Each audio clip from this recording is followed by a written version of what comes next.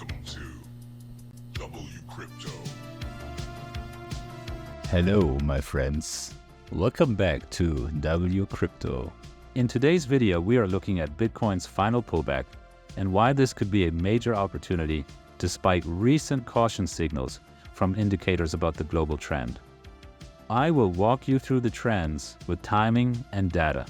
Trust me, you don't want to miss this. A quick favor, if you have a second, please drop a like and leave a comment. It really helps. If you are new here, hit that subscribe button. You will not regret it. Historically, Bitcoin's October lows tend to occur in the first 7 to 10 days of the month, and we are already on day 8. This increases the likelihood that we have already seen this month's low. The average low comes in around the 7th day when the macro trend is up. If you consider both bullish and bearish trends, the average shifts to about 9.5 days. Outliers like 2012 and 2019 skew the data, but removing them makes it more likely that we have hit the low for October already.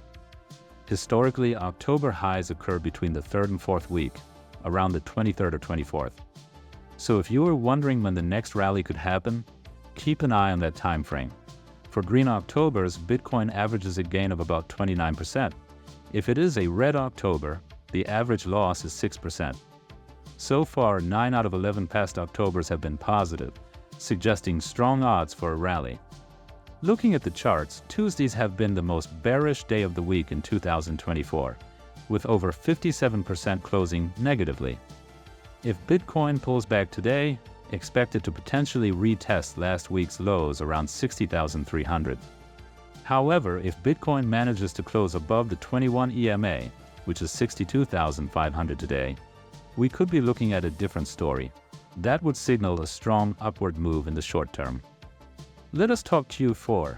Historically, every time September closes green, the following Q4 has been positive. This has happened 5 times in the past. While it does not guarantee the same result this year, it adds more conviction to the idea that we have already seen the lows for this pullback. For confirmation of the next breakout, Bitcoin needs to close above its late September high of 66,500. If that happens, we could see a move towards the low 70,000s. Based on seasonality and technicals, Bitcoin breaking above that level would likely set up a challenge to the July highs. While there is always risk, the indicators point to this pullback being a major buying opportunity. The next big clue will be if Bitcoin can close above 62,000, right around the 5 EMA on the 5-day chart. If so, this could confirm the low is in, and we are likely heading up from here. Interestingly, not only did Bitcoin have a tough day recently, but gold also dropped by a significant 1.8%. This correlation between Bitcoin and gold is worth noting. Usually, gold is seen as a safe haven asset, often moving opposite to riskier assets like Bitcoin. However, when both drop simultaneously, it suggests a broader risk-off sentiment in global markets. If we take a look at the Bitcoin ETF, it saw a huge inflow recently, with a massive $235.2 million flowing into Bitcoin yesterday. This surge in capital suggests that despite recent pullbacks, institutional or large-scale investors are positioning themselves for a potential rally. These types of inflows often indicate growing confidence in the market's near-term prospects. As such, large amounts of capital usually signify strategic accumulation during periods of volatility. It further strengthens the case that this pullback may be viewed as a buying opportunity by those looking at long-term gains. That is it for today's update.